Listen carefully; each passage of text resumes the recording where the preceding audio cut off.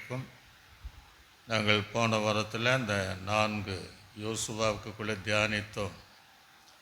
இன்றைக்கு 110 வயது வரையும் வாழ்ந்த நூனின் குமாரனாகிய யோசுவாவை குறித்து நாங்கள் தியானிக்க கர்த்தர் நீர் உதவி செய்வதற்காக ஜெபிக்கிறோம். எங்களால் அல்ல, நீர் எங்கள் மூலமாய் போதித்து நடத்துவதற்காக ஸ்தோத்திரம். இயேசு கிறிஸ்துவின் நாமத்தில் ஜெபிக்கிறோம் நல்ல பிதாவே, ஆமென். அல்லேலூயா. நம்ம இப்படியெல்லாம் தியானிப்போம் என்பது நம்ம நினைக்கல. ஆனால் கர்த்தர் இப்படியெல்லாம் தியானிக்க வேண்டும் என்பது அவருடைய தீர்மானத்தின்படி நம்ம தியானித்து வருகிறோம். பிரசங்க நேரத்தில் அப்படி செய்ய முடியாது. ஆக முதிர்ந்த வயதுள்ள பரிசுத்தவான்களை குறித்து அநேகரை குறித்து நாம் தியானித்தோம். இனிமேலும் கொஞ்சம் தியானிக்க போகிறோம். அப்போ எதற்கு தேவன் அவைகளெல்லாம் கற்றுத்தருகிறார் என்றால், அவர்கள் வாழ்ந்த வாழ்க்கை போல் நம்ம வாழணும். அவர்கள் தேவனுக்கு கீழ்ப்படிந்ததை போல நம்ம கீழ்ப்படியணும். அவர்கள் தேவ சித்தத்தை செய்ததை போல நம்ம செய்யணும்.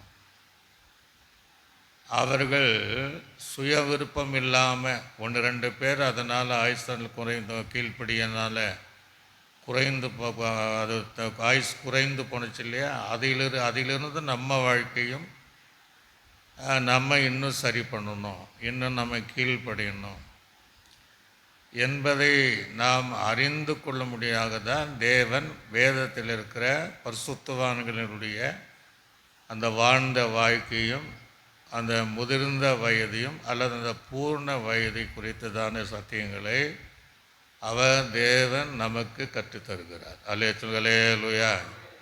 அதில் என்னன்னா, நாமும் அப்படி வாழணுங்கிற எண்ணங்கள் உருவாவதற்காக, நாமும் அவளை போல விசுவாசமாக நம்ம வாழணும், நாமும் அவளை போல பக்தி வைராக்கியம் உள்ளவளாக வாழணும். எத்தனை வயதானாலும் அவளை போல நாங்கள் உண்மையாக நாம் ஜீவிக்கிறோம். பரிசுத்தமாக நம்ம அவரை பின்பற்ற வேண்டும் என்கிற எண்ணங்கள் நமக்குள்ளாக உருவாகுவதற்காக, நாமும் பூர்ண வயது வரை ஜீவிக்க வேண்டும் என்கிற எண்ணங்கள் அதன் மூலமாக நாம் பெற்றுக்கொள்வதற்காக தேவன் இப்படிப்பட்ட பரிசுத்தவான்களுடைய முதிர்ந்த வயதில் அவங்க எப்படியெல்லாம் வாழ்ந்தாங்க என்பதை கற்றுத்தருவதற்காக ஆவியானவர் நம்ம இந்த பாதையில் நடத்துகிறார். அல்லேலூயா. எங்களை எபிரேய நிருபத்தில் மேகம் போல இவ்வளோ திரளான சாட்சிகள் நம்மை சூழ்ந்திருக்க. அந்த சாட்சி யாருன்னா இந்த பரிசுத்தவான்கள் தான். இவங்க நம்ம குறித்து நம்ம பேசுகிறோன்னா இவங்க நம்மளை சுற்றி பார்க்குறாங்களா, நம்ம எப்படி ஓடுறோம், அவங்கள போல் ஓடுறோமா, அல்லது அவங்களை குறித்து எழுதப்பட்ட அந்த 11ஆம் அதிகாரத்தில் இருக்கிற அந்த விசுவாச பாதையில் நாம் நடக்கிறோமா, அந்த எபிரேய நிருபத்தில் அவர்கள் இடம் பிடித்ததை போல் பரலோக ராஜ்யத்தில் தேவனுடைய இருதயத்தில் நம்ம இடம் பிடிச்சிருக்கிறோமா, அல்லது ஞாபக புஸ்தகத்தில் நம்முடைய பெயர்கள் எழுதப்பட்டு இவர்களும் பரிசுத்தவான்களை வாழ்ந்தார்கள் என்று எழுதப்படுகிறவர்களாக இருக்கிறார்களா என்று அத்தனை மேகத்தை போல் இருக்கிற சாட்சிகள் நம்மை சுற்றி கவனித்து கொண்டே இருக்கிறது. அல்லேலூயா. சும்மா நம்ம பேச்சில் இல்லாமல் பலத்தில் நம்ம வாழ. கடந்த நாட்களில் நம்ம 4 யோசுவாவை குறித்து நம்ம தியானித்தோம். அப்போ யோசுவாவை குறித்து நம்ம கன்ஃபியூஷன் ஆக மாட்டோம். இதையும் நம்ம 2 வாரம் சரியாக தியானித்தால் தான் இதுக்குள்ளே இருக்கிற காரியங்கள் நமக்கு புரியும். அதாவது நம்ம சும்மா மடமடான்னு பேசுவதை காட்டிலும் புரிந்து கொள்வதற்கு எங்களுக்கும் புரிந்து கொள்ள வேண்டும், கேட்கிறவர்களுக்கு புரிந்து கொள்ள வேண்டும் என்கிற அந்த அனுபவத்தில் நம்ம நிதானமாக வசனத்தின் அனுபவத்தின்படி அதை நம்ம அறிந்து அதன்படி வாழ்வதற்கு இன்னும் யோசுவாவை குறித்து இன்னும் 2 வாரம் ஆகிலும் அதை தியானிச்சாதான் அதுக்குள் இருக்கிற சத்தியங்களையும் நாம் அறிந்து கொள்ளும். அல்லேலூயா. அதனால் நூனின் குமாரனாகி யோசுவா 110 வயது வரையும் வாழ்ந்தார். வேதாகமத்தில் ஒரு வசனத்தை எடுத்து வாசிங்க. யோசுவாவின் புஸ்தகம் 24ஆம் அதிகாரம். யோசுவாவின் புஸ்தகம் 24ஆம் அதிகாரம் 29ஆம் வசனம் முதல் கடைசி வசனம் வரை நான் வாசிக்கும்போது நல்ல கவனிங்க. மோசையை குறித்து சொல்றார். இந்த காரியங்கள் நடந்த பின்பு நூனின் குமாரனாகிய யோசுவா என்னும் கர்த்தருடைய போதும் ஒரு அலேலுயா அவனும் கர்த்தருடைய ஊழியக்காரன் என்று சொல்லப்படுகிறது. மோசே எப்படி கர்த்தருக்கு ஊழியக்காரர் இருந்தார்களோ, ஆரோன் கர்த்தருடைய ஊழியக்காரன் இருந்தானோ, அல்லது நாம் இன்றைக்கு கர்த்தருடைய ஊழியக்காரர் இருக்கிறோமோ, யோசுவா கர்த்தருடைய ஊழியக்காரனாக இருந்தான் என்று அங்கே சொல்லப்படுகிறது. அதுக்கு பின்னாடி சொல்கிறாரு, 110 வயதுள்ளவனாய் மரணமடைந்தான். 110 வயது வரையும் வாழ்ந்து மரணமடைந்தான் என்று நூனின் குமாரனாகிய ஊழியக்காரனாகிய யோசுவாய்க்கு சொல்லப்படுகிறது. இதே வயதில் தான் யோசேப்பு 110 வயதில் முதிர்ந்த வயதில் மரித்தார். அதுக்கு பிந்தின வசனத்தில் வாசிக்கும்போது, அவனை எப்ரியாமின் மலை தேசத்தில் உள்ள காயாஸ் மலைக்கு வடக்கே இருக்கிற திம்னா சேரா என்னும் சுதந்திர எல்லைக்குள்ளாக அடக்க பண்ணினார்கள். யோசுவா உயிரிழந்த சகல நாட்களிலும் கர்த்தர் இஸ்ரவேலுக்கு செய்த அவருடைய கிரியைகள் யாவையும் அறிந்து யோசுவாவுக்கு பின்பு உயிரிழந்த மூப்பருடைய சகல நாட்களிலும் இஸ்ரவேல் கர்த்தரை செய்வித்தார்கள் என்றே சொல்லப்படுகிறது. ஆக 110 வயது வரையும் வாழ்ந்தான் என்று சொல்லப்படுகிறது. ஆனால் அந்த யோசுவாவுக்கு பெற்றோர்கள் வைத்த பேர் வேற.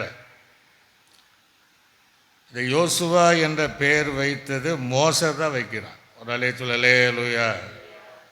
கர்த்தர் வைக்கல. யார் வைத்தது? மோசே தான் வைக்கிறான்.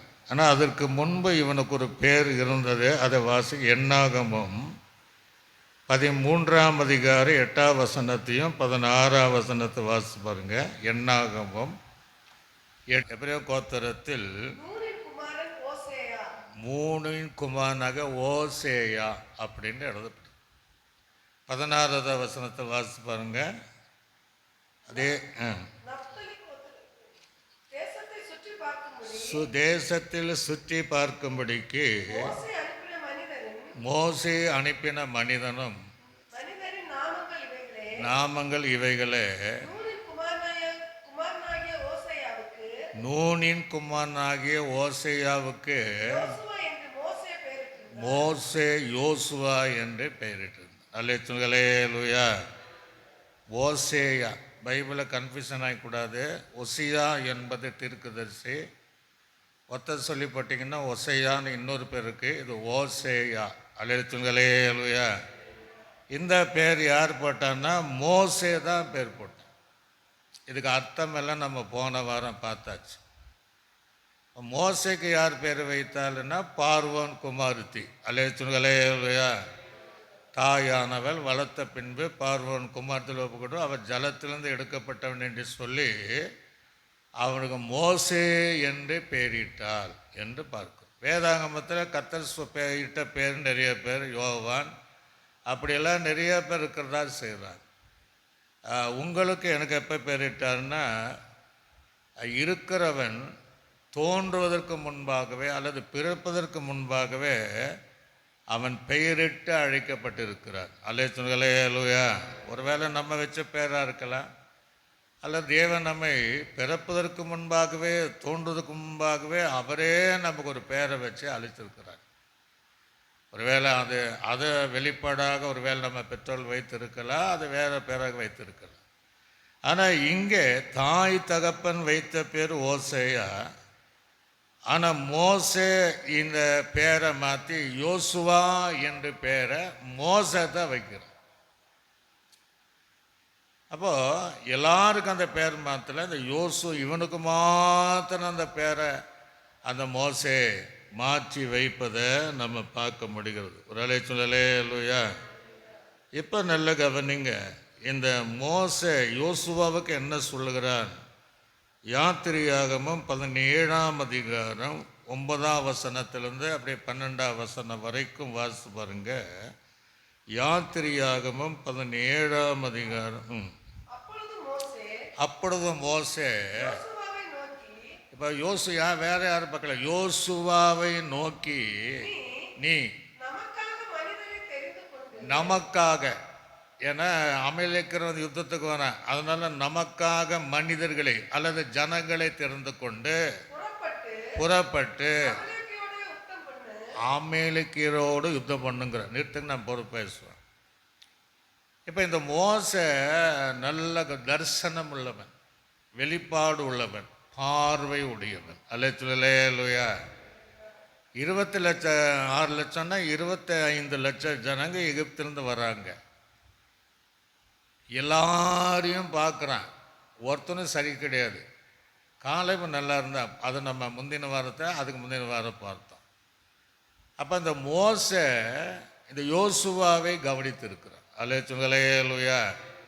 எகிப்திலிருந்து வந்த பிரயாணம், அதை எகிப்தில் இருந்த நாட்களில் கூட இந்த யோசுவாவை கவனிச்சிருக்கான் போல தெரியும். அப்போ இந்த யோசுவா மற்ற ஜனங்களை போல முறுமுறுக்கலை, மற்ற ஜனங்களை போல ஊழிக்காரனுக்கு எதிராகவும் செயல்படலை. இதெல்லாம் பார்க்குறான். நல்ல ஒரு தைரியசாலியாக இருந்தான்.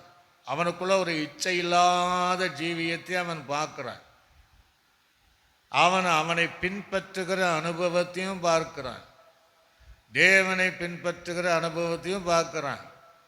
அவன் நடவடிக்கையெல்லாம் பார்த்து தான் அவனுக்கு பதிலாக அவன் தெரிந்து கொள்கிறான். அல்லேலூயா. அதே போல் கர்த்தர் நம்ம பார்க்கிறார், உலகத்தில் எல்லாரையும் பார்க்கிறார். இதில் ஆண்டவரை பின்பற்றுகிறவன் யார்?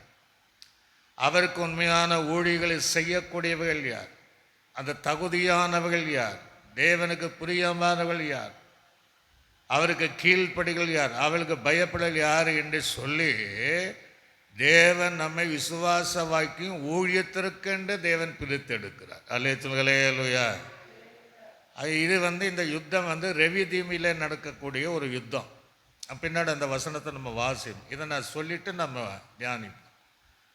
இந்த அமலேக்கியருடைய காரியம் அப்படின்னா எப்போ யுத்தம் செய்வாங்க அப்படின்னா, இஸ்ரவேல் ஜனங்க பெலிவனப்பட்டிருக்கும் போது, இஸ்ரவேல் ஜனங்கள் விடாய்த்து இருக்கையில், இஸ்ரவேல் ஜனங்க சோர்ந்து போய் இருக்கிற நேரத்தில், இஸ்ரவேல் ஜனங்கள் வனாந்தரத்தை அழைத்து தாகத்துக்கு தண்ணி இல்லாத நான் வறண்டு போன அந்த சூழ்நிலையில் பாளையத்திற்கு முன்பாக பின்புறமாக வந்து கோழைத்தனமாக, தைரியசாலிகள் கிடையாது. தைரியசாலினா முன்பாக வந்ததாக யுத்தம் பண்ணுவாங்க. ஆனால் இவர்கள் பின்புறமாக வந்து இஸ்ரவேலுடைய அந்த பலவீனப்பட்ட சோர்வான தளர்ந்து போன நேரத்தில் அவங்க பொருட்கள் எல்லாம் கொள்ளையடிச்சிட்டு போயிடுவாங்க. அல்லேலூயா. அதனால் யோசுவா நமக்கென்று நீ மனிதனை திறந்து கொண்டு நீ அமலேக்கியரோடு என்ன செய்ய? யுத்தம் செய். நல்ல கவனிங்க, நம்ம இப்போ யோசுவா வாலிபன், இந்த அமலேக்கியரை பற்றி நன்றாக தெரிந்தவன். அப்போ அந்த மோசையின் சொல்லுக்கு கீழ்ப்படுகிறான். முரலே சொல்லலே இல்லையா? கீழ்ப்படு ரொம்ப அவசியம். இல்லை என்னால் போக முடியாது, உங்களாலேயே முடியல, அப்போ என்னால் எப்படி போக முடியும் அப்படின்னு சொல்லலை. நான் யுத்தம் செய்யக்கூடிய பலன் எனக்கு இல்லை. ஆனால் அந்த மோசைக்கு அடுத்த யோசுவாவுக்கு தெரிந்து கொண்டு 110 வயது வரை வாழ்ந்தது காரியம்னா ஊழியக்காரனுக்கு கீழ்ப்படிந்தவனாக இருந்தான். அல்லேலூயா. அவன் சொல்லுக்கு கீழ்ப்படிந்தான். இப்போ யுத்தம் பண்ணோன்னே என்னால் முடியாதுன்னு சொல்லல, உடனே யுத்தத்து களத்துக்கு போய் நிற்கிறான். இப்போ நம்ம நம்ம தேவ பிள்ளைகள் சொல்லுங்கள், ஞாயிற்றுகள் ஒழுங்காக வாங்கன்னா வர கீழ்ப்படிதல் இருந்தால் தான் தேவன் அவர்களை கொண்டு பெரிய காரியங்களை செய்வார். அல்லேலூயா. இந்த கீழ்ப்படிதல் கிடையாது. பொதுவாகவே நம்ம நம்ம இப்போ யாரோட யுத்தம் செய்யணும்? அரண்களை நிர்மூலமாக்கக்கூடிய மாம்சத்தோடு கூட யுத்தம் அல்ல, சத்துருடைய அரண்களை நிர்மூல தகர்த்தரிக்கக்கூடிய யுத்த களத்தில் நீங்களும் நானும் நிற்கணும். இப்போ என்ன நடக்குன்னா, நாம் விசுவாசத்தில் ஜபங்களில் தளர்ந்து போகும்போது, சோர்ந்து போகும்போது, குடும்ப ஜபம் இல்லை, தனி ஜபம் இல்லை என்று பலவீனப்பட்ட நேரத்தில் அமிலைக்கரை போல் இருக்கிற சத்துரு நம்மை மேற்கொள்வான். அல்லேலூயா. அப்போ நம்ம அவனை மேற்கொள்ள முடியாது. அப்போ நம்ம எப்போ மேற்கொள்ள முடியும்னா, யோசுவாவை போல இருந்தால் தான் மேற்கொள்ள முடியும். எபேசில மாம்சத்தோடு இரத்தத்தோடு மாத்திரம் அல்லங்கிறார். இந்த உலகத்தில் இருக்கிற எல்லா துரைத்தன அதிகாரம் வானமடு பொல்லாத ஆவிகளோடு கூட நமக்கு போராட்டம் யுத்தம் உண்டுங்கிறாரு. ஆகவே அதற்கு ஆவிக்குரிய பட்டயம் ஆயுதங்கள் சர்வாயுத வர்க்கங்களை தரித்து கொண்டு அவனுக்கு எதிர்த்து எடுக்கணுங்கிறார். அல்லேலூயா.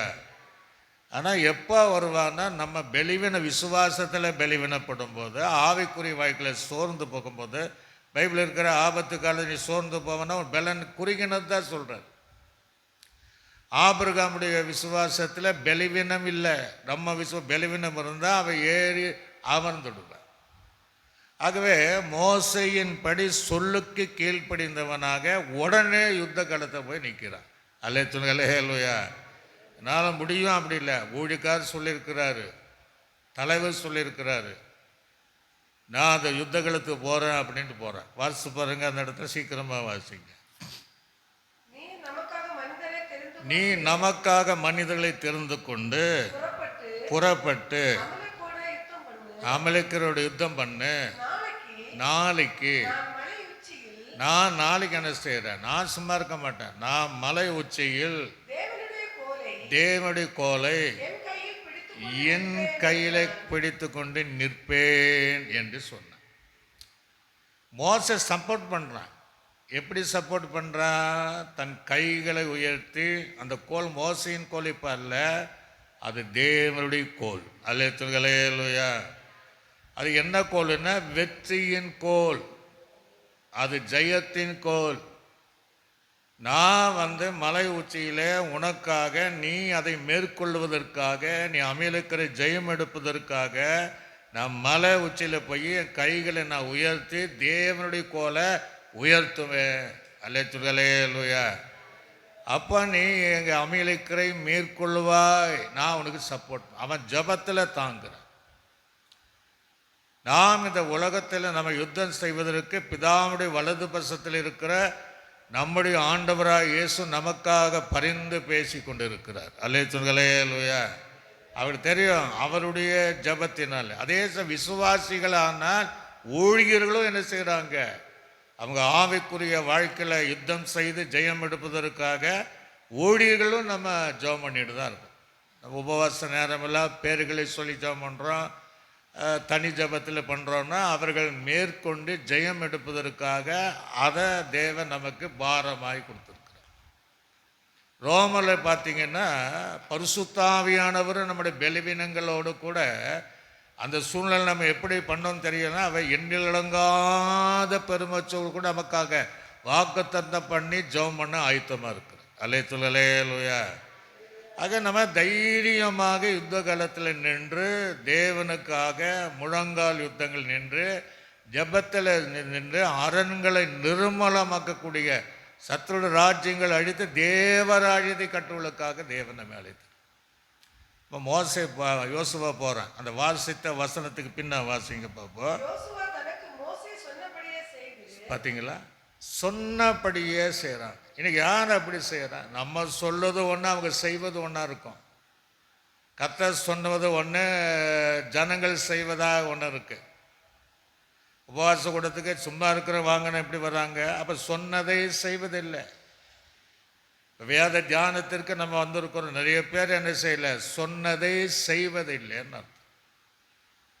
அப்போ இங்க சொல்றாரு, மோசே சொன்னபடி செய்தான். அலேலுயா. மரியாதை கூட காண ஒரு கல்யாணத்தில் இந்த வார்த்தையை பயன்படுத்துவதை நம்ம பார்க்கணும். திராட்சரசம் குறைவுப்படும் போது எல்லாம் அங்கே போனாங்க. அவர் இயேசுக்கிட்ட போகும்போது என் வேலை வரலன்னாரு. அவர் ஒரே வார்த்தை, அவர் என்ன சொல்கிறாரோ அதன்படி நீங்கள் என்ன செய்யுங்கள். அலேலுயா.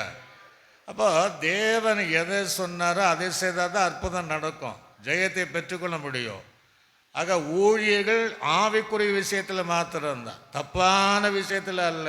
உங்களுடைய வளர்ச்சிக்கு ஏற்றுவான ஆவிக்குரிய ஆலோசனைகள் சொல்லும்போது அதன்படி செய்கிறவளாக இருக்க வேண்டும். அல்லேலூயா. இந்த காதில் கேட்டு அந்த காதில் அப்படியே போயிட்டு இருக்கிற வண்ணமாக இல்லை. அங்கே கேட்கும் போது அதை யோசுவா ஜெயம் எடுத்ததை போல நம்மால் ஜெயத்தை எடுக்க முடியும். அல்லேலூயா. பின்னாடி வாசிங்க சீக்கிரமாய்.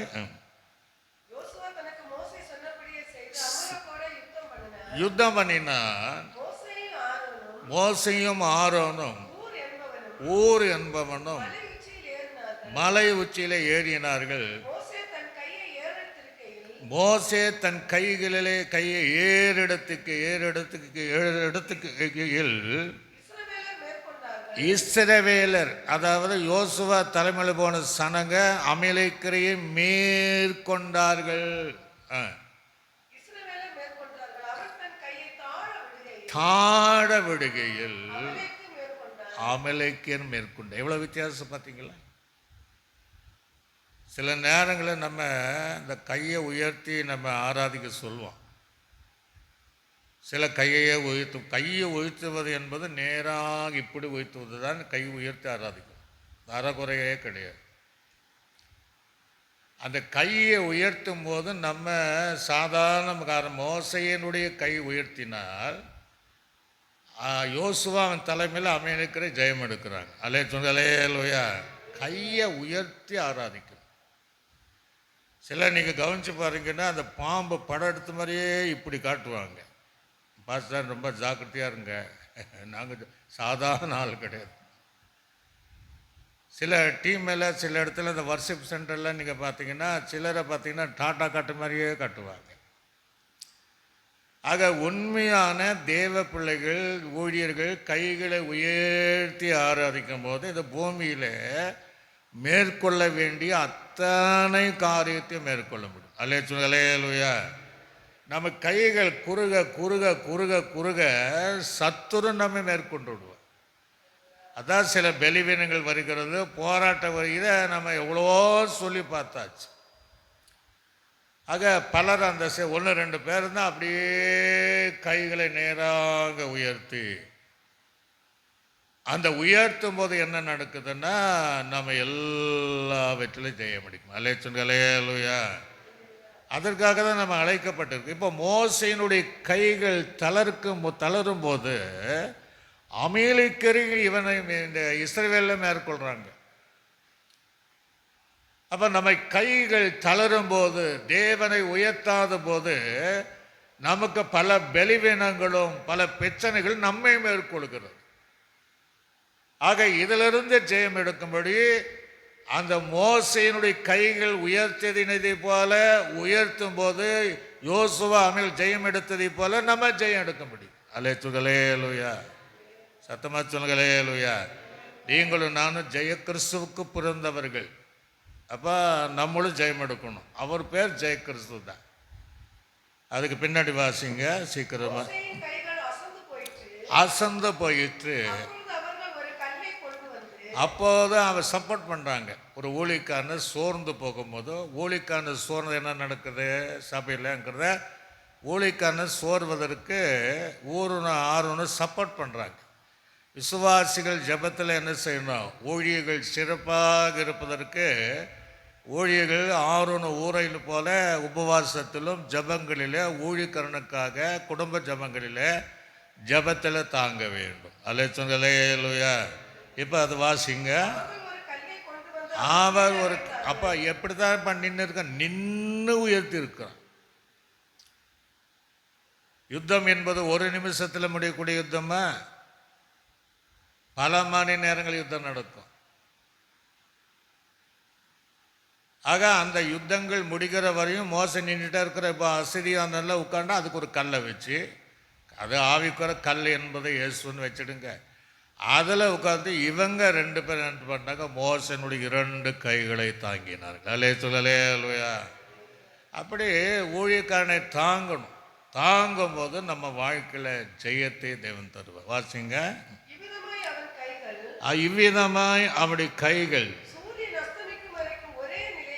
சூரியன் அஸ்தமிக்கும் வரைக்கும் என்னாகல ஒரே நிலையா இருந்தது.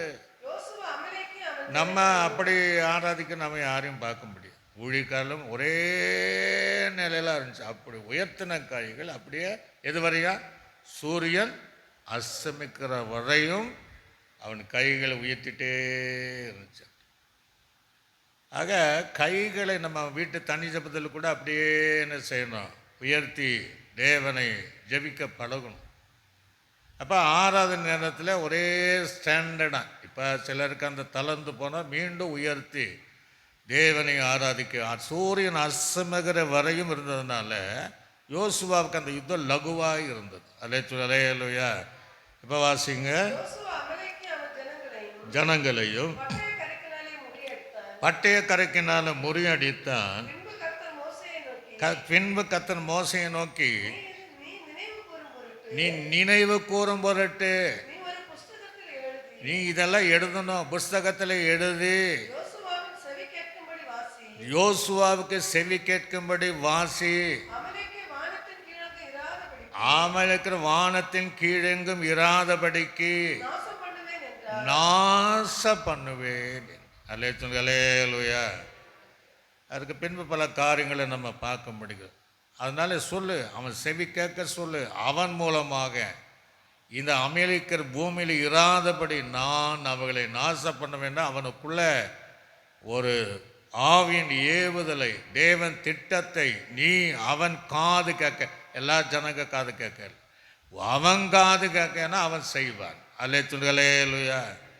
அப்படி இந்த யோசுவா மோசைக்கு கீழ்ப்படிந்ததுனால, அவன் சொன்னபடி செய்ததுனால 110 வயது வரையும் வாழ்ந்தான். அல்லேலூயா. நம்ம அப்படி செய்ய யோசிச்சு பாருங்க. எத்தனையோ விஷயத்திற்கு நம்ம தேவன் சொன்னதற்கு கீழ்ப்படுறதில்லை, ஊழியக்காரர் சொல்றதற்கு கீழ்ப்படியாமல் பல விஷயங்களே நம்ம தோல்வியை சந்திக்கக்கூடிய நேரம் என்ன? லகுவாக வெற்றியை சுதந்திரிக்கக்கூடிய அதை கூட அதை பெற்றுக்கொள்ளாமல் தோல்வியோட காரணம் என்னென்னா, சில விஷயங்கள் தேவன் சொன்னதையும் ஊழியர் சொன்னதற்கு நல்ல விஷயங்களுக்கு கீழ்ப்படியாமல் போன நிமித்தமாக நம்ம யோசுவாவை போல ஜெயம் எடுக்க முடியாமல் இருக்கிறோம். அல்லேலூயா. அதுக்கு பின் யெகோவா நீசிக்கின்ற அந்த பலிபீடம் 13ஆம் வசனத்திலிருந்து வாசிங்க. பலிபீடத்தை கட்டி, யெகோவா நிசின்னா வெற்றி கொடியானவர், நிசி என்று பேரிட்டு, அமலேக்கருடைய கை தேவனுடைய கர்த்தருடைய அந்த கை சிங்காசனத்துக்கு விரோதமாக இருக்கிறபடியால் தலைமுறை தலைமுறை தேவரும் அவன் தலைமுறை தோறும் கர்த்தருடைய யுத்தம் நடக்குன்னு முடிச்சிட்டார். இப்போ தேவனுடைய சிங்காசனத்துக்கு எதிராக செயல்படணும் யார் அப்படின்னா சாத்தான். ஆக அவனை கட்டுவதற்காக, அவன் ராஜ்யத்தை அழிப்பதற்காகவே தேவன் நம்மை அழைத்திருக்கிறார். அல்லேலூயா. அதை நம்ம தேவன் சொன்னபடி, ஊழியர்கள் சொன்னபடி ஆவிக்குரிய வாழ்க்கையில் இருந்தால் அவனை நம்ம என்ன செய்யணும்? பலவானை முந்தி கட்டினால் வழியா உடைமைகளை கொள்ளையிட முடியாதுங்கிறார். ஆக அந்த அதிகாரத்தை தேவன் நம்ம தந்திருக்கிறார். ஆக அந்த அதிகாரத்தின்படி நம்ம செய்தால் அவரை மேற்கொண்டு தேவராஜ்யத்தை கட்ட முடியும். அல்லேலூயா.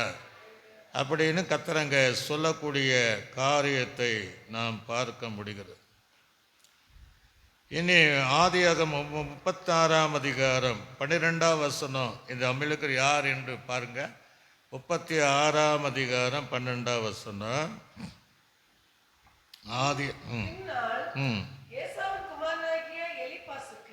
ஏசாவின் குமாரனாகிய எலிப்பாசுக்கு மணியாட்டியாக இருந்து எலிபாசுக்கு அமலேக்கை பெற்றார். இந்த அமலேக்கன் யார் என்பது நல்ல கவனிச்சு. யார் பெற்றா எந்த வம்சத்தில் வராங்கிறத அந்த வசனம் நமக்கு தெரியும். இவனோடு தான் அவன் யுத்தம் பண்ணணும்னு சொல்கிறார். உபாகமம் 25ஆம் அதிகாரம் 17ஆம் வசனம் முதல் 19ஆம் வசனம் வரை வாசிங்க. உபாகமம் 25, 17, 18, 19. எகிப்திலிருந்து புறப்பட்டு வருகிற வழியில அமலேக்கு அவன் யாரு, அந்த மனுஷன் யாரு, அந்த கோத்தம் அந்த சந்தின தேவனுக்கு பயப்படாதவர். நமக்கு இப்ப எதிராக தேவனுக்கு பயப்படாதவர்கள் உனக்கு எதிராக வந்து அப்பதான் வருவாங்க. நீ களைத்து சோர்ந்து பலவீனம் அடைந்து இளைத்து விடாது இருக்கையில் பின்ன வருகிறவன் பின்னாடி வருகிற அந்த பாளையத்தில் உள்ள பலவீனங்களெல்லாம் நினைத்திருன்றார். பார்த்தீங்களா? யாரை வேணா பலவீனம் உள்ளவனை விடாய்த்து போனவர்களை பாளையத்துக்கு முன்பாக வந்து வெட்டினான். அதனால அமலேக்கனுடைய காரியத்தை நீ கவனமாறி இந்த யோசுவா செவி கேட்க யோசுவாவை களத்தில் நிறுத்தி நீ கைகளை உயர்த்தி தேவனுடைய கோல் வெற்றியின் கோலை உயர்த்தினா தலைமுறை அவளை நான் ஆசை பண்ணுவேன்னு சொல்லிட்டு.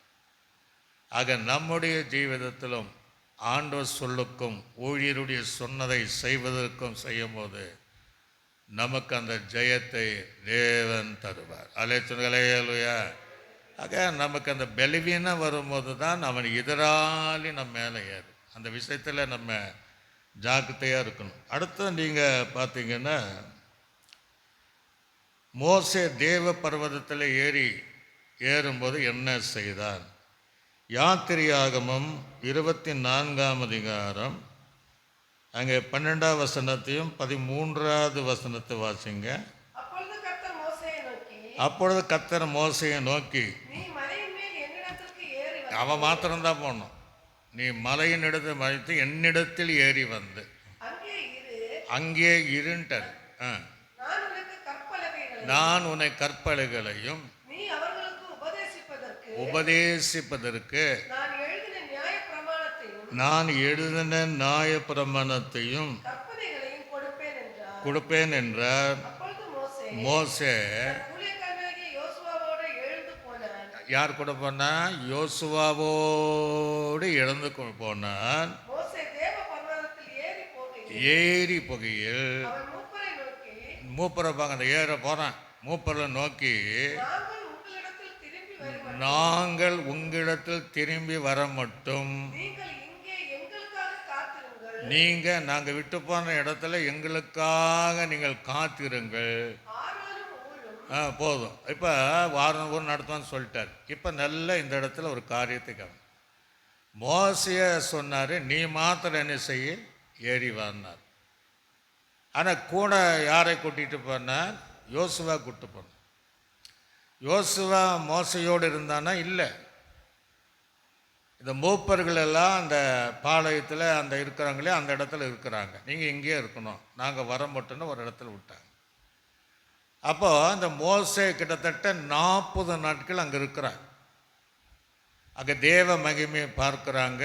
இஸ்ரவேல் ஜனங்களுக்கு அது பச்சிக்கிற அக்னியாக இருக்குது. அந்த இடம் முழுவதும் தேவ மகிமை. தேவன் தன் விரலினால் எழுதப்படுகிற கற்பனைகளை மோசே கொடுக்கணும். 40 நாள் அங்கே இருந்தான்னு. அப்போ இந்த யோசுவா எங்கே இருந்தார்? யோசுவா மலையின் அடிவாரத்திலே நின்றிருந்தான். அல்லேலூயா. இப்போ எவ்வளோ கீழ்படுறேன் பாருங்க. நான் இங்கே நில்லு அப்படிதான் சொல்லிட்டு போயிருப்பேன். அவர்களே அங்கே வச்ச இடத்துல வச்சுட்டான். குறிப்பிட்ட இடத்துல கூக்கும்போது யோசுவா நீங்கள் நில்லு, நான் மேலே போயிட்டு வரேன் அப்படின்னு போனேன். 1 நாள் கிடையாது, 2 நாள் கிடையாது, 3 நாள் கிடையாது, 40 நாட்கள். அல்லேலூயா. மோசையாவது தேவனோடு இருக்கிறான், தேவ பிரசன்னத்தில் இருக்கிறான். இவன் தனிமையாக நிற்கிறான். அப்போ எவ்வளோ அவனுக்கு ஒரு கீழ்ப்படுதல் இருக்கு பாருங்க. ஒருவேளை இவ்வளோ நாள் ஆச்சே மோசைக்கு என்னாச்சோ என்று அவன் ஏறி போகலை. அதுக்கு பின்பு ஒரு சம்பவம் அங்கே நடக்குது. பாளையத்தில் ஒரு சம்பவம் நடக்குது. ஒரு சவுண்டு வருது. அது என்ன சவுண்டுன்னு போயும் பார்க்கல. ஒரு அலையலுயா. ஆக மோசே வைத்த இடத்திலும் 40 நாட்கள் யோசுவா நின்றான். அலையலுயா. அதுதாங்க கர்த்தர் மோசேக்கு அடுத்தது யாரை தெரிந்து கொண்டான்னா யோசுவாவை தெரிந்து கொள்கிறார். நூனின் குமாரனாகிய யோசுவாவை தெரிந்து கொண்டான்னா ஒரு வாலிப பையன் தன்னந்தனியாக மோசே விட்டு அந்த அடிவாரத்தில் நிற்கும் வேண்டாம் சாதாரண காரியம் கிடையாது. நம்ம பசங்களை கூட நீங்கள் கொஞ்சம் நேரம் அங்கே நில்லு, அசையாமல் நில்லுன்னு சொல்லி பாருங்க, ஒரு நிமிஷம் கூட நிற்க மாட்டேன். ஆக அந்த வாலிபன் நிற்கிறாருன்னா அந்த மோசையினுடைய அந்த பரிசுத்தவான்களுக்கு எவ்வளவு கீழ்ப்படிந்து இருப்பான். அல்லே சொல்களே அல்வையா. ஏன்னா அவனும் ஒரு மனுஷன் தானே, வாழக்கூடிய வாலிபன் தானே. அப்படியே அவனுக்கு மோசை என்னாச்சின்னு போகல, அங்கே போய் ஜனங்களுக்கு என்னாச்சின்னு பார்க்கல. ஆக அந்த வைத்த இடத்துல இருந்ததுனால தான் 110 வயது வரையும் வாழ்வதற்கு அந்த பலத்தை கர்த்தர் கொடுத்தார். அல்லேலூயா. அத்தனை லட்ச ஜனங்கள் நடுவில் அந்த யோசுவாவின் மேலே தான் கர்த்தருடைய கண்கள் பார்க்குது. ஆக அந்த இடத்துல மோசம் இருந்தது போல இவனும் வைத்த இடத்துல அதே 40 நாட்கள் இவனும் சாப்பிடாம தான் இருந்திருப்பான் போல தெரியும். அல்லேலூயா. அப்படி இருந்ததுனால தேவன் அவனை கொண்டு பெரிய காரியம் செய்கிறார். நம்ம அப்படி இருக்கணும். சொன்ன இடத்துல நிற்கணும். சொன்ன பேச்சுக்கு கீழ்ப்படிந்தால் அதனுடைய ஆசீர்வாதமே வேற என்பதை நாம் அறிந்து கொள்வோம். இப்போ இன்னொரு சம்பவம் அங்கே நடக்குது. கீழே ஒரு சவுண்டுக்கு எடுக்குது. அது என்ன சவுண்டு உங்களுக்கு தெரியும். ஏன்னா கீழே இருக்கிற என்ன பண்ணுறான்னா மோசையும் காணும், யோசுவாவும் காணும். ஆக ஜனங்க ஒரே முறுமுறுப்பு. மோசைக்கு என்னாச்சோ தெரியாது. ஆக எங்களை நடத்துகிறதுக்கு ஒரு தெய்வம் வேணும், தெய்வம் வேணும்னு எல்லாம் கடத்து காரை கழட்டி ஆரோன் அக்னி போட்டு உருக்கி கண்ணுக்குட்டி பண்ணிட்டு கர்த்தருக்கு பண்டிகைன்ட்டு கொண்டாடிட்டு இருக்கிறார். அல்லேலூயா. இதில் ஒரு ஆழமான காரியத்தை புரிந்து கொள்ளுவேன். கர்த்தர் மோசையோடு பேசிட்டு இருக்கும்போது சொல்கிறாரு, நீ என்னை விட்டுடுங்கிறாரு. அப்படின்னா அந்த கர்த்தருக்கு இந்த சத்தம் கேட்டிருக்கு. அல்லேலூயா. ஒன்றே கவனிச்சுக்கணும், நம்ம ஆராதிக்கிற தெய்வம் எப்படின்னு நம்ம கூட பேசிட்டு இருந்தாலும் உலகத்தில் என்ன நடக்குன்னு அவருக்கு தெரியும். அல்லேலூயா. யாருக்கு என்ன பிரச்சனை, யார் தனக்கு எதிராக செயல்படுறாங்க என்பது ஒரு இடத்துல பார்த்த மாதிரி இருக்கும், ஆனால் எல்லா இடத்துக்கும் தெரியும். ஆனால் யோசுவா சத்தத்தை கேட்குற அவனால் பார்க்க முடியல.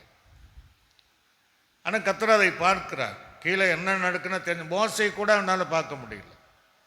மோசைக்கு சத்தத்தையும் கேட்க முடியல, கீழே என்ன நடக்குன்னு அவனுக்கும் தெரியாது. ஆண்டு சொல்கிறாரு, அப்பா நீ விட்டுடு, நான் உன்னை பெரிய ஜாதியை கேடுவேன். அப்பா கேட்காங்க ஆண்டு, அதுக்குன்னு எகிப்தர் என்ன சொல்லுவாங்க, இதுக்காக நீங்கள் கூட்டு வந்தீங்க என்று ஆண்டவர் இறங்குறார். இறங்கும் போது இந்த யோசுவா இறங்கி வரும்போது யோசுவா கிட்ட வரான். ஒரு அல்லேலூயா. அப்போ யோசுவா என்ன சொல்கிறான் அப்படின்னு நீங்கள் பார்த்தீங்கன்னா யாத்திரையாகும் 33ஆம் அதிகாரம் 30 அதே அந்த வசனத்தை வாசிக்க 32, 17, 18 வாசி பாருங்க. நெல்ல கவனிக்கப்போ 6 வாரம் பண்ணுறத யோசுவா கேட்குறான், ஆனால் பார்க்கல. கேட்டு மோசை இப்போ வந்துட்டான். மோசையை நோக்கி அப்போ நல்ல கவனிங்க, இவனுக்கு யுத்தம் அப்படின்னு இவன் நினைக்கிறான். இவன் யுத்தம் வீணன். மோசை ஒருக்கா பண்ண சொன்னால் போயிட்டான். இப்போ அவன் மோசைக்கு சொல்லுக்கு மீறி யுத்தத்துக்கு வரல. அல்லேலூயா. எல்லாம் இந்த இடத்துல நம்ம கவனிக்க வேண்டியது. அவன் பாருங்க யுத்தம், ஆனால் அங்கே என்ன நடக்குது, யுத்தம் நடக்குதா? ஒருவேளை யுத்தம் நடந்தால் நான் போய் சப்போர்ட் பண்ணேங்கிற அந்த இடத்த விட்டு வரவே இல்லை. மேலே மோசைக்கு என்னாச்சுன்னு அவன் தேடி போகல. அவனுடைய மனதில் என்னன்னா, எதை சொன்ன எதை செய்தாலும் நல்லது தான் நடக்கும். அல்லேலூயா. தேவன் எதையும் தீமைக்காக செய்ய மாட்டார். இப்போ இறங்கின உடனே இந்த சத்தம் மோசை கேட்கல. அதில் தான் ஆண்டவர் சொல்கிறாரு, விட்டுடு, நான் உன்னை பெரியதாக்கு, இந்த வரங்கா கழுத்தல் ஜனங்க இவங்களை நான் அழிச்சிருவேன்னு. அப்போ அங்கே கேட்குறாங்க என்ன சத்தம். சத்தத்தை குறித்து யோசுவா இறங்கின உடனே அவன் அறிந்த சத்தத்தை அங்கே சொல்லுகிறார். அல்லே சொல்லுங்களே லூயா. அதை வாசிங்க. அதற்கு மோசே அது வெற்றியின் துணிமா தெரியல, அது தோல்வியின் யுத்த மாதிரி தெரியல, தோல்வியின் துணியமாகிய தெரியல. அவனுக்கு ஒரு பாடல் சத்தம் கேட்டிருக்கு. அல்லே சொல்லுங்களே லூயா. என்ன பாடல் சத்தம் பாடினாங்க. அங்கே என்ன நடந்திருக்கு? அந்த கன்றுக்குட்டி ஒரு கத்தருக்கு பண்டிகை என்று விக்கிரங்களை ஆராதிக்கிற ஒரு காரியம் நடந்ததை கத்தரும் பார்க்குறாரு, இவன் சத்தத்தை கேட்கிறார். அதை வெச்ச இடத்திலிருந்து அசையாமல் நின்று அந்த செய்தியை யோசுவா மோசைக்கு சொல்கிறான். அல்லே சொல்லுங்களே லூயா. அதுக்கு பின்னாடி தான் அவன் கோவப்பட்டு அந்த உடன்படிக்கை பலகைகளை ரெண்டாக உடைந்து கத்தர் பட்சத்தில் நிற்கிறவர்களை பாதுகாத்த எதிராக இருக்கிற அண்ணன் தம்பியானாலும் எட்டி போட்டேன்னா. ஆக இந்த யோசுவாவை நினைத்த அந்த யோசுவா சப்ஜெக்ட் நமக்கு ஒரு ஆச்சரியமான ஒரு சப்ஜெக்ட். அல்ல சொல்லே லூயா. தனி மனிதனா எங்கேயாவது போய் காட்டில் நிப்பாட்டுன்னு நிற்பாங்களான்னு நிற்க மாட்டான். இந்த வனாந்தரம் வேற, எது கிடைக்காத இடத்துல யோசுவா சொன்ன வார்த்தையின்படி நடந்ததனால தேவன் அவனை அற்புதமாக நடத்தினார். அல்லே சொல்லுங்களே லூயா. 26-5 லட்சத்தில் ஒரு தலைவன் அடுத்த தலைவனை யோசுவாவை தான் எடுத்தார் பாருங்க. அத்தனை பேர் முற்பிதாக்கள்னா 2 பேர் எல்லாமே வனாந்தரத்தில் அழிந்து போனார். அப்படி யோசுவாவினுடைய ஆவி, யோசுவாவினுடைய அபிஷேகம், யோசுவாவினுடைய கீழ்ப்பிடிதல், யோசுவாவினுடைய அர்ப்பணிப்பு நமக்குள்ள இருந்தால் கர்த்தர் நம்மையும் நடத்துவார். அல்லே சொல்லுங்களே லூயா. கையில் உயர்த்தி சொல்லுங்களே லூயா. இப்போ யாத்திரையாக 33ஆம் அதிகாரம் அதில் 11வது வசனத்தை கூட வாசிங்க. பேசுவதை போல பேசினார்.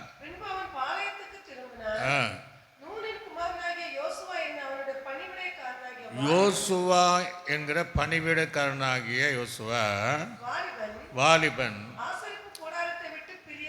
பிரியாமல் இருந்தான். அப்ப எங்க தான் இருந்திருக்கிறான்? ஆசாரிப்பு கூடாரத்தை விட்டு அங்கிருந்து பிரியாமல் இருந்தான். அதான் யோசுவா குணம். இது எதுக்கு சொல்றாரு?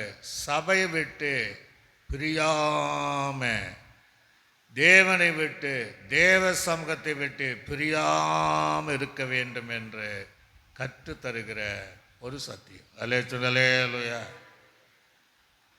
இப்போ ஆதாம் பாருங்க, தேவ சமூகத்தை விட்டு விலகிட்டான், பிரிந்து போனான். அவன் வெச்ச இடத்துல கிடையாது. ஏன்னா அந்த வெச்ச இடத்துல அவனை காணும். தேவன் தேடி போனான். ஆதாமே எங்கே இருக்கிறாய் தேடுறாரு. நான் இப்படி பண்ணதுனால, உங்களுக்கு பயந்ததுனால, நான் நிர்வாணியாக இருக்கிறதுனால விருட்சங்கள் நடுவில் இருக்கிறேன்ட்டான். காயின் கூட தேவ சமூகத்தை விட்டு, தேவ சந்தித்துட்டு விலகி போனான் அப்படின்னு நல்லா பைபிள் இருக்கு. ஆனால் அந்த யோசுவாவுடைய வாழ்க்கை ஆசார்பை கூடாரத்தை விட்டு விலகாமல், பிரியாமல் இருந்தார். அல்லே சொல்லுங்களே லூயா. சத்தமா சொல்லுங்களே லூயா. தாவீது கூட சொல்றார், இப்படி சமூகத்தை விட்டு எங்கே நான் போக போகிறேன்? எங்கே ஓட முடியும்? எங்கே போனாலும் நீங்கள் இருக்கிறீங்களேன்னா, அப்போ யோசுவாவை போல நமக்கு கொடுக்கப்படுகிற சபையை விட்டு பிரியாமல் இருக்க வேண்டும். அல்லே சொல்லுங்களே லூயா. இதை கேட்கிற தேவ பிள்ளைகள், தேவன் உங்களை வைத்த இடத்தை விட்டு, அந்த ஐக்கியத்தை விட்டு நீங்கள் பிரியாமல் இருந்தால் யோசுவாவை போல கர்த்தர் உங்களை நடத்துவார். அல்லே சொல்லுங்களே லூயா. கையில் சொல்லுங்களே லூயா. புதிய ஏற்பாடு காலத்தில் அன்னாளை கூட தனிமையாக நம்ம பார்க்குறோம். பார்க்கலாம். பிந்தின காலத்தில் அவளும் 84 வயதான அந்த அண்ணாள் இரவும் பகலும் ஆராதித்து ஜெபித்து உபவாசித்து அந்த தேவ ஆலயத்தை விட்டு நீங்காமல் இருந்தார். அல்லேலூயா. அப்படி நம்முடைய ஜீவிதங்கள் சபை விட்டு பிரிந்து போகாமல் நாட்டப்பட்ட இடத்துல வைக்கப்பட்ட இடத்துல தேவனுக்குள்ளாக கடைசி வரை அவன் நீங்காமல் இருந்தான் என்கிற வாக்கின்படி நீங்களும் நானும் இருக்கும்போது அந்த யோசுவாவை நடத்தின யோசுவாவுக்குள் இருந்த தேவன் நம்மையும் நடத்துவார். அல்லேலூயா. நீங்கவே இல்லையா? நம்ம என்ன செய்வோம்? அந்த அங்கே போய் இங்கே போகலாமா? அப்படி இல்லை. போக்குவரத்துமாக அல்ல, கடமைக்காக அல்ல, உண்மையாக. அப்படின்னா அவன் தேவ சமூகத்தில் ஒரு வேலை ஜபித்து கொண்டே இருந்திருப்பான். அல்லேலூயா. ஆக நீங்காமல் இருந்தான் என்று வேதம் சொல்லுகிறது. இன்னும் நீங்கள் பார்த்தீங்கன்னா அந்த கானானை சுற்றி பார்ப்பதற்கு 12 பேரை அனுப்புனாங்க. அந்த 12 பேரில் 2 பேர் தான் நல்ல செய்தி கொண்டு வந்தாங்க. ஒவ்வொரு கோத்திரத்துக்கு ஒரு தலைவன் அனுப்புனாங்க. அதை நம்ம காலவை குறித்து தானே சத்தியத்தை நம்ம தியானித்து முடிச்சிட்டோம். ஆக இந்த நூனின் குமாரனாக யோசுவாவும் அந்த 12 பேரில் ஒருவனாக இருந்தான். அல்லேலூயா. அந்த 12 பேரில் 2 பேர் நல்ல செய்தி கொண்டு வந்தாங்க இல்லையா? அந்த 2 பேரில் நல்ல செய்தி கொண்டு வந்த யோசுவாகவே இருந்தார். அல்லேலூயா. தேவனுடைய பிள்ளைகள் நல்ல செய்தி தான் கொண்டு வரும், துர்செய்தி கொண்டு வரக்கூடாது. துர்செய்தி கொண்டு போய் மற்றவர்கள் சொல்லவே கூடாது, அதை பரப்பக்கூடாது. ஆகவே தேவனுடைய செய்தியை நற்செய்தியாக என்ன செய்தார்? அதை கொண்டு வந்தான் யோசுவா. அதனால் தேவன் 110 வயது வரையும், அதான் பண்ணுங்க, 110 வரையும் அவன் வாழ்ந்தான் என்று வேதம் நமக்கு சொல்லுகிறது. அல்லேலூயா. இன்னும் நீங்கள் பார்த்தீங்கன்னா என்னாகமம் 14ஆம் அதிகாரம் 6ஆம் வசனத்தை வாசிங்க. என்னாகமம் 16. ஒரு நிமிஷம் இருங்க, கட் பண்ணி 16. தேசத்தை சுற்றி பார்த்தவர்களின் நூனின் குமாரனாகிய யோசுவாவும் காலேபும் தங்களுடைய வஸ்திரங்களை கிழித்து கொண்டு இஸ்ரவேலுடைய சமஸ்த சபையை நோக்கி, நாங்கள் சுற்றி சோதித்து பார்த்த தேசம் ஒரு அல்லேலூயா. அவங்க கொண்டு வந்ததெல்லாம் கெட்ட செய்து போகவே முடியாது, ஜெயிக்க முடியாது. யோசுவா ஏற்கனவே ஜெயிச்சு பழகினவன். ஒரு அல்லேலூயா. அமலேக்கரை ஜெயிச்சு பழகுனா அது இல்லாம அவங்களே நான் ஜெயமெடுத்து இவங்க என்ன, அவங்களெல்லாம் நம்ம ஒன்றும் இல்லை. வாசி பாருங்க. கர்த்தர் நமக்கு அதை ஒன்று தான் சொல்கிறேன். கர்த்தர் நம்ம மேலே பிரியமாக இருந்தால் அந்த தேசத்தில் நம்மை கொண்டு போய் பாலும் தேனும் ஓடுகிற தேசத்தை நமக்கு தருவார். அல்லேலூயா. அப்படி நல்ல தேசங்கிறான். ஆனால் ஒன்று, கர்த்தர் மேலே பிரியமாக இருக்கணும். அல்லேலூயா. பரலோக ராஜ்யம் என்பது அதை விட நல்ல தேசம்தான். ஆனால் கர்த்தர் நம்ம மேலே பிரியமாக இருந்தால், நாம் அவருக்கு பிரியமாய் நடந்தால், அது அந்த ஞானஸ்தானத்து கூட இவர் என் நேசங்க மேலே பிரியமாக இருக்கிறேன் அந்த சத்தியத்துக்குள் நடந்தார், அந்த பரலோகத்தில் தேவன் நம்மை நடத்துவார். அல்லேலூயா. வாசிங்க அந்த வசனத்தை. இருந்தார் கொண்டு போய் கொடுப்பார். 30வது வசனம். அதை ஒன்ன சொல்றேன். கர்த்தருக்கு விரோதமாக நீங்கள் கலகம் பண்ணாதீர்கள். ஒன்று நீங்கள் கத்தருக்குறது கலகம் பண்ணக்கூடாது, இன்னொன்று அந்த தேசத்தின் ஜனங்களுக்கு நீங்கள் பயப்பட வேண்டியது இல்லை. அவர்கள் நமக்கு இறை ஆவார்கள் அப்படிங்கிற ஒரு அலையா.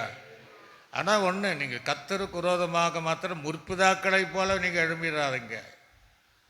மோசைக்கு விரோதமாக மிரியாம் எழும்பின போல எழும்பிடாதீங்க. ஆகவே நீங்கள் அவர்களுக்கு நீ பயப்படாதீங்க. கத்தர் அந்த இடத்துல நம்மை சேர்ப்பார். அலையா. அதில் 38ஆம் வசனத்தை கூட வாசிங்க. 38 அதே அதிகாரத்தில் 14:38 அது வசனத்தை. தேசத்தில் சுற்றி பார்க்க போன அந்த மனிதரில் நூனின் குமாரனாகிய யோசுவாவும் காலேபும் உயிரோடு ஒரு அலையா. இது 2 பேர் தான் ஆண்டு சொல்றாரு உயிரோடு இருந்தார். அப்படின்னு என்ன அர்த்தம்? அங்கே வந்தவங்க அத்தனை பேர் செத்து போனாங்கன்னு அர்த்தம். பின் கில்காவிலே 2வது சந்ததி விருட்சத்தை என்ன பண்ணப்பட்டாங்க? பிறந்த பிள்ளைகள், அது வேற, அவங்கள தான் யோசுவா நடத்திட்டு வர்றாங்க. ஆனால் அதில் முற்பிதாக்கள் அத்தனை கோத்தரத்தை சார்ந்தவர்களும் இந்த 10 செய்தி துர்செய்து கொண்டு வந்தான் பாருங்க, அவனும் கூட உயிரோடு இல்லை. அல்லேலூயா. இந்த 2 பேர் மாத்திரமே கர்த்தர் உயிரோட கானானிலும் வைத்தார். அந்த 110 வயது வரையும் தேவன் சித்தத்தின்படி நூனின் குமாரனாகிய யோசுவாவை அற்புதமாக நடத்தினார். அல்லேலூயா. அவன்தான் மோசேக்கு அடுத்ததாக அவன் தலைவனாக இருந்த இஸ்ரவேல் ஜனங்களை அவன் நடத்தினான் என்பதை நாம் அறிந்து கொள்ள முடியும். சீக்கிரமாக 2 வசனத்தை நான் வாசிப்போம். என்னாகமம் 27ஆம் அதிகாரம் 18ஆம் வசனம் முதல் 23ஆவது வசனம் வரை வாசிங்க. கர்த்தர் மோசேயை நோக்கி, ஆவியை பெற்றிருக்கிற புருஷனாகிய யோசுவா என்னும் நூனின் குமாரனை தெரிந்து கொண்டு அவன் மேல உனக்கு மோசையும் கர்த்தர் சொன்னபடி செய்யறான். பார்த்தீங்களா? பதிவு ஆசை இல்லாதவன் கையை வைத்து அவனை ஆசாரியனாக எலியாசாருக்கும் சபை அனைத்திற்கு முன்பாக நிறுத்தி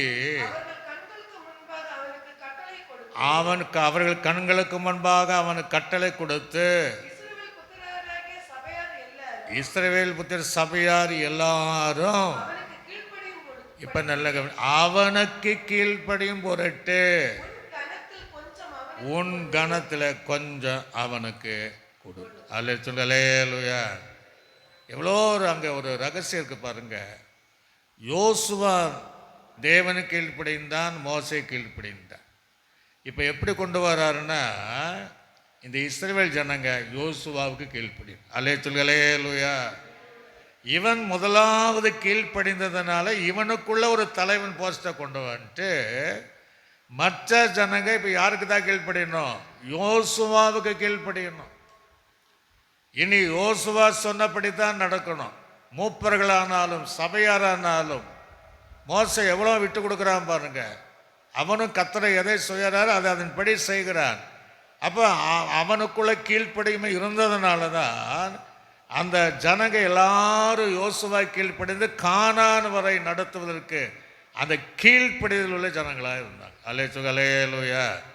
அதை சொல்கிறாரு, உனக்குள்ள இருக்கிற கணத்தை என்ன செய்ய கொஞ்சம் அவனுக்கு கொடுத்துருக்கு.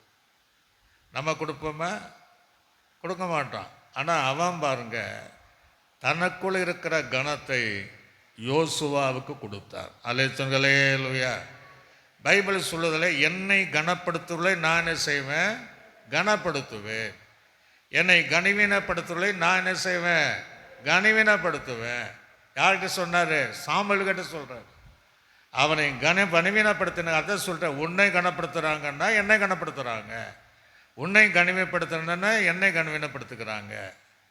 சொல்லி ஒருவன் எனக்கு ஊழிய செய்தால் பிதாவாக தேவன் கனப்படுத்த நானும் கனப்படுத்துவேன்னு சொல்லிட்டார். ஆக அந்த கனத்துக்குரிய மகனாக இருந்தான். அலேலுயா. கனத்துக்குரிய ஒரு பாத்திரமாய் யோசுவா இருந்தான் என்று பார்க்கிறோம். யோபாகம் 34:9 வாசிப்போம். அடுத்த வாரம் தொடர்ச்சி நம்ம தியானிப்போம். 34:9 வாசித்து நம்ம முடிப்போம். யோசுவாவின் நீங்க எகிப்திலிருந்து புறப்பட்டு வருகிற வழியில உங்கள் தேவனாகிய கர்த்தர் மிரியாமுக்கு செய்ததை நினைத்து கொள்ளுங்கள். அப்படி அவர் ஏன் அதை சொல்றாரு அப்படின்னா, அதை நினைச்சிடுங்க. இந்த யோசுவாவுக்கு நீங்க கீழ்ப்படியணும். அல்லேலூயா. நீங்க மிரியாமை போல கீழ்ப்படியலைன்னா மிரியாமுக்கு எது நேர்ந்ததோ அதுதான் உங்களுக்கு நேரிடும். ஆகவே இனி நீங்க யோசுவாவுக்கு கீழ்ப்படியணும் என்பதை தேவன் அங்கே சொல்லுவதை நம்ம பார்க்க முடியும். ஆகவே யோசுவாவை தேவன் அப்படி நடத்தினார். தொடர்ந்து நம்ம அடுத்த வாரம் பார்ப்போம். கண்களை மூடினவளாக அப்படியே நம்ம சோத்திரம் பண்ணி மோசே சொன்னபடி செய்தார். சொன்ன இடத்தில் இருந்தான். கர்த்தர் அவனை உயிரோடு 110 வயது வரையும் காத்தார். ஆசார்பு கூடாரத்தை விட்டு நீங்காமல் இருந்தான். தேவப்பிள்ளை கேட்கிற தேவப்பிள்ளை சபை விட்டு நீங்காமல் இருக்கணும். தேவன் எதை சொல்கிறாரோ உங்களுடைய ஊழிகள் அதன்படி நீங்கள் செய்யக்கூடியவளாக இருக்க வேண்டும். வைத்த இடத்துல இருக்க வேண்டும். அப்படிதான் தேவன் நம்மை உயிரோடு காத்து யோசுவாவின் தலைமையில் அங்கே கானானுக்குள்ளாக நடத்தினதை போல இடையில அமெரிக்கரே ஜெயம் எடுத்தான். பல யுத்தங்கள் அதுக்கு மேலே ஜெயம் எடுத்ததை போல நாமும் ஜெயம் எடுத்து அந்த பரலோக ராஜ்யத்திற்குள்ளாக சேரக்கூடிய அந்த பாக்கியத்தை தேவன் தருவார். அந்த யோசேப்புக்குள் இருந்த அந்த அபிஷேகம், அந்த ஆவியானவர் நமக்குள் கிரியை செய்வதற்காக எல்லாம் ஒப்பு கொடுத்து நாம் சோதனை பண்ணுவோம். சோதரம் பிதாவாகிய தேவனை நாம் சோதனை பண்ணுவோம். சோதரம் கர்த்தராக இயேசு கிறிஸ்துவை நாம் சோதனை பண்ணுவோம். நம்மை ஆற்றி தேற்றி வயல் நடத்தின பரிசுத்தாவியானவரை சோதனை பண்ணுவோம். நல்ல ஆண்டவரே நன்றி செலுத்துகிறோம். இன்றைக்கு நாங்கள் போன வாரத்தில் 4 யோசுவாக்கள் குறித்து தியானித்தோம். இன்றைக்கு நூனின் குமாரனாகிய யோசுவாவை குறித்து நாங்கள் தியானித்திருக்கிறோம். இதை மீண்டும் நாங்கள் அடுத்த வாரத்தில் இன்னும் அதை தியானித்து முடிப்பதற்கு உதவி செய்கிறார். நீர் கற்றுத்தந்தவைகளை எங்களுக்கும் கேட்கிறவர்களுக்கும் சபையாருக்கும் கற்றுக் கொடுக்க போதிக்க அது கிருபை இன்னும் அதிகமாக தந்து நீ நடத்துவீராக. வந்தவளை ஆஸ்வதித்தை கேட்கிறவளையும் இந்த பாதையில் நடத்துவீராக.